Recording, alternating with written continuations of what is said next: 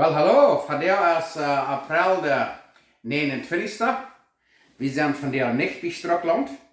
We zijn al even een week niet geweest en dat het niet schijnt. We hebben veel regen gehad, veel sneeuw gehad en dat is er nog uitgeschilderd weg door. We kunnen er überhaupt niet meer afvoeren.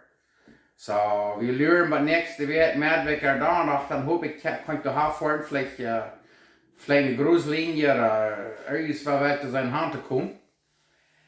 Dann kann ich vielleicht dann ein Video machen. Aber diese Werk, wo ich nicht ein Video gemerkt habe, wir dann hier tüß sehr Hüs vor, sind hier sehr drack. So, dann steht bloß rum, sie hatten nicht stehen und hängen im Schalldick stehen, dann da wir uns Hüs mal von Bern ganz frisch vor. Diese Werk eng soll es war sehr Regen, hatten war Ferienwerk eng, haben sie nur Trouble mit, das soll Messkrieg, eine Überschwemmung geben, die Vormann, viele Freunde haben sehr wurde gepumpt und geschauft, dass hier ein Entwickler nicht verringern. Und wir sind sehr dankbar für, was wir haben. Ich will bloß sagen, dass dieses Werk wird nicht in Video kommen. Vielleicht nächste Werk, ich weiß noch nicht näher, aber man sagen wir, das war was down und das soll nächste Werk anfangen scheint zu werden. Wir reden von nächste Werk 18, 19 oder vielleicht sogar 20 Grad warm, Celsius. So, der Schnee ist nun messwach, aber nu reden sie von 2-3 Zoll Regen nach Waren, diese Werk eng, Werk eng hat wir 3 Zoll.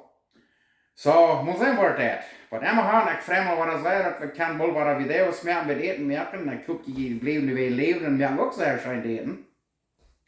So, werden wir sehen, was das. Ich möchte Gott wiedersehen und fehlt ja, es ist gewollt, dass wir hier sehr dreich in Manitoba, Kanada.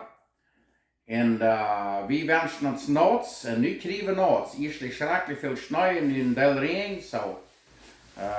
Wir würden noch wirklich den Regen übergeben an eine andere Stadt, aber wir nehmen, was wir können. Die sagen ja mal, die Schwersehnsten, das waren, was wir nehmen, sonst die kommen. So, immer haben, Lutsch reingehen und reden wir nächstes Mal.